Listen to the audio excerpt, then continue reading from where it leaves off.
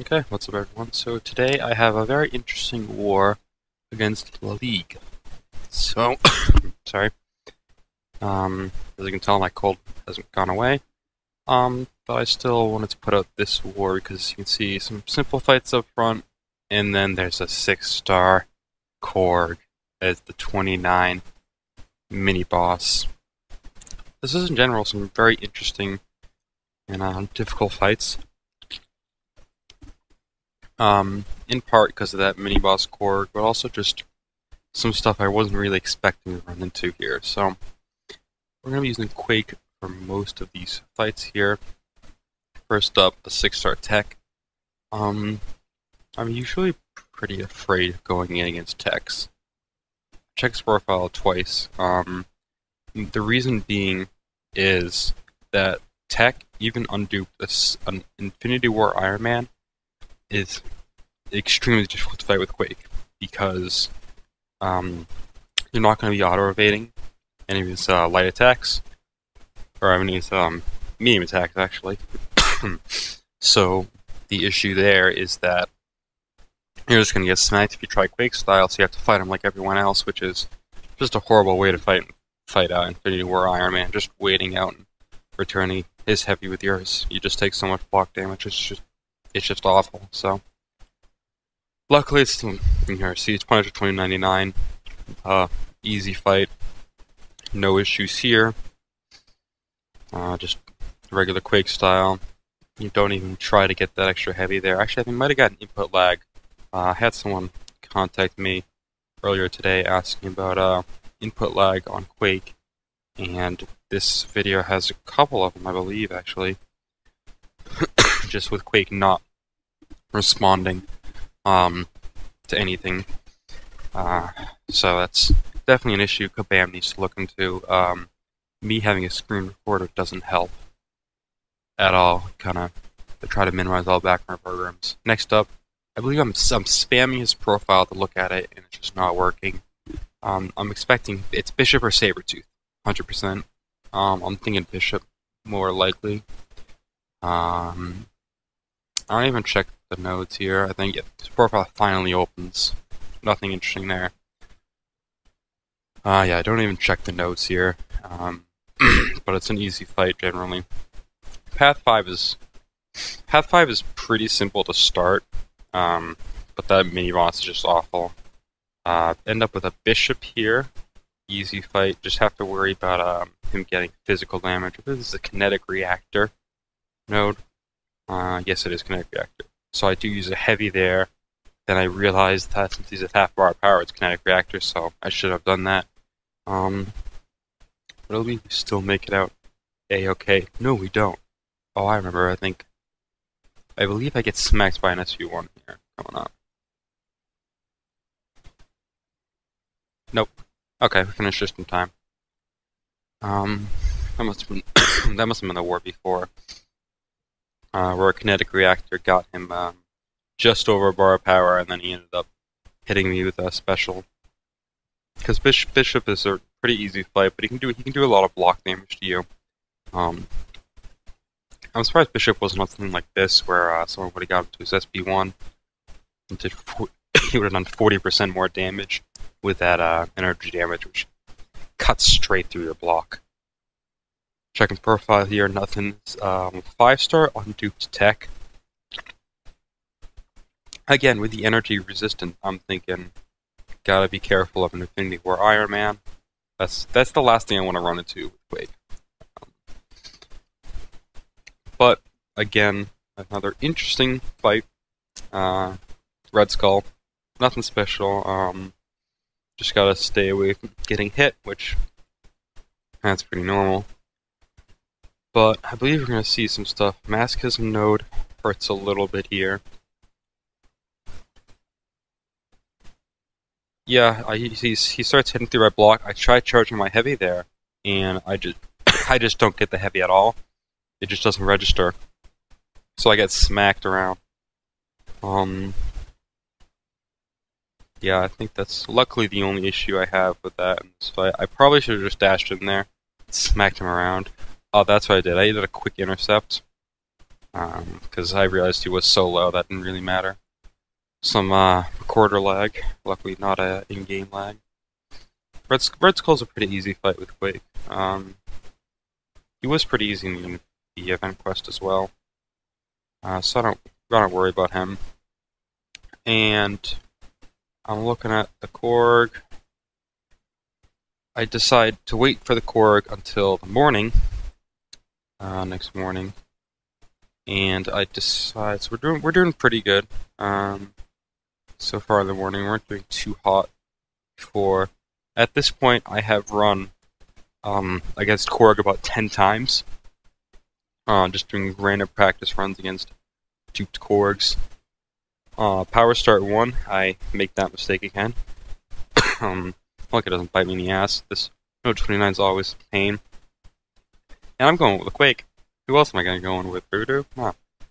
Unduped Korg is missing something that makes duped Korg quite a pain to fight with Quake. Unduped, he won't be, making sure to read the notes. Unduped, he won't, shrug off the stun and immediately attack back. And duped, that makes you take a lot of block damage.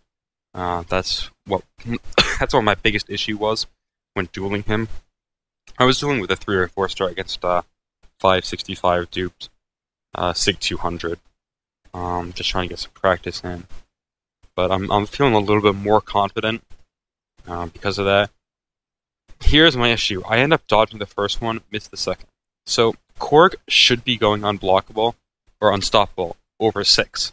And you can see he got unstoppable there, but because of Quake's ability accuracy, when he's dashing in, I'm always going to be charging heavy, so he's not going to get that unstoppable or unblockable, no matter how many crowd charges he has. There are a couple other small mistakes here. He does get it every once in a while.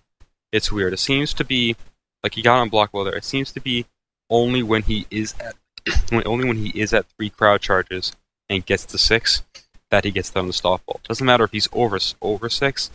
If he gets above 6, that's when he's going to get that.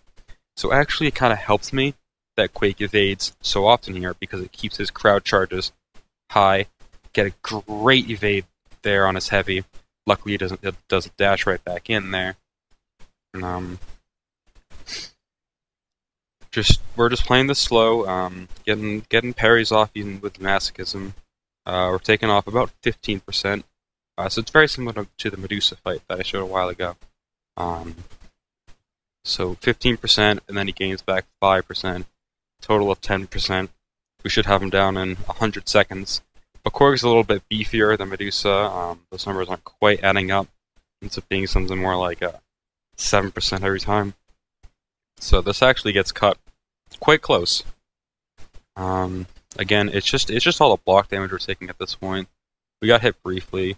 One thing I learned from practicing a lot against him was to not try and double heavy his evade his heavy, and just heavy once and then dexterity the other one. He's already at such a high crowd level, it's not too much of an issue usually. He's gained back a lot there, down to a minute left at 20%, but we've only done like 5%. Tried to finish him off with a crit, didn't get it. He's back 6k health again, but I believe this does kill him right here. So yeah, because he doesn't get those rock stack charges back, since he's not duped, I think, and he doesn't get them by shrugging off debuff, I think this was a lot easier than it could have been. Duped Korg, there's no chance. I was pretty proud of this fight. Plus I want to make sure my eyes believe me. Since there was a pretty big debate going on who should take that Korg, and I decided to try my hand at it. I had Voodoo as backup here. Checking my alliance mate to see if he has a bleed in me, but he doesn't. 6-star Mystic up next. This is actually the last fight I take this war. Pretty short war. But we have Mystic, like I said. I'm not really sure who to expect here. If it was Poison, I'd definitely expect Morningstar. That's very common, a dupe to Morningstar on that Poison node to the right, but this is the lead. I'm not really sure what other 6-star Mystics there are that are difficult. because usually usually people try something difficult on this node, right? Because worst case that bleed's going to kill you over time. It's not going to be that magic. So I don't really have any expectations going into this. Not really sure who I could run into here. Maybe like a Jane Foster. Jane Foster was the worst I think of Juggernaut. Ends up being a Mordo. Not too bad at all. Really, the breakthrough node helps so much on this. I just play wicked slowly, trying to bait out his heavy attack. I do something pretty cheeky here, actually, I believe. Bait is SP1, return my heavy to get off those frostbite charges. The more we're just stacking armor breaks on him, doing quite a lot of damage, even for Iceman on basic hits. Try to get off another heavy here. Do another like 10,000 to him. I don't want to push him past SP2 because he'll gain a bar of power with that power gain, and like I can never be confident in myself enough to dodge that. So played a little bit passive there. I got the SP2 bait. I got one more SP1. Return with a heavy there to get that one. Probably should use an SP1 before I did that. But we got a couple crits there on the frostbite. Just Cold Snap kills him. So not a bad fight at all. And that's actually my last fight for this war. Another guy ends up taking out that magic mini boss, which was the last thing up that I could have taken, which is fine. They had a blade, so I don't want to. Saves me some health potions on Quake. Quite a close war actually on this one, but luckily we ended up victors. Very high attack bonuses by both. La Ligue, I don't know if I'm saying that right. La Ligue X did very good. We just barely edged them out with a quite good attack bonus and very good job staying away from deaths. Only 32 deaths, difference of 5, and they had I think they had one or two that were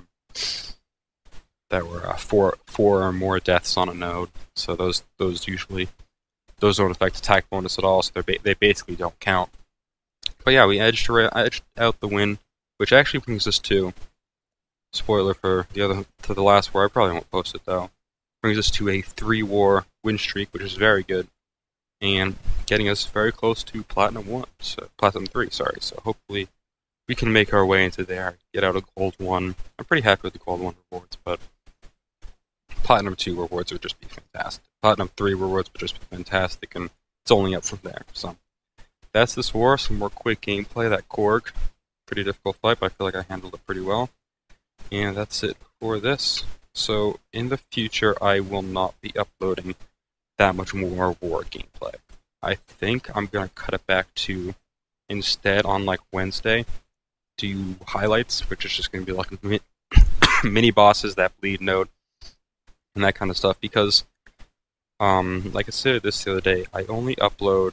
We just lost one. I only upload once a week for normal stuff, and if I do alliances war otherwise, this only takes me like 15 minutes to do, but that means that 3/4 of the content on this channel uploaded will be alliance war stuff, and that's not at all what I want. I definitely want this to still focus on tutorials with gameplay mixed in, but I don't want it to be such heavily gameplay, and especially like kind of low effort content at that. This is the weirdest like low effort, high effort content I can make, because I have to record all the gameplay beforehand. I have to do this over it. It's pretty easy to do. I do enjoy Alliance War. I don't enjoy AQ at all, but I enjoy Alliance War. But it's still I just don't want to load up. I just don't want to fill up the entire channel with Alliance War content. That's kind of my thoughts on that. So I'll probably switch to doing weekly updates and that kind of thing. So 3 wars at a time, do some highlights there, and that'll be what you can see from there. Definitely more quick gameplay, always. There's always bosses that need good Quake. So I'll definitely have more Quake gameplay out for you guys, whether it's Alliance War or something else. So don't worry about that. That's not going away anytime soon. Just Alliance War might take a little bit of a step back, so that I'm not loading up the channel with just Alliance War video after Alliance War video after Alliance War video, because I have a lot of other stuff that I want to do that is a lot better in my opinion. So talked a little bit too long in this one, so I'll end it here. Thanks for watching. Have a good one. Hope you enjoyed some more Quake gameplay, killing Korg, easy fights. Thanks for watching. Have a good one.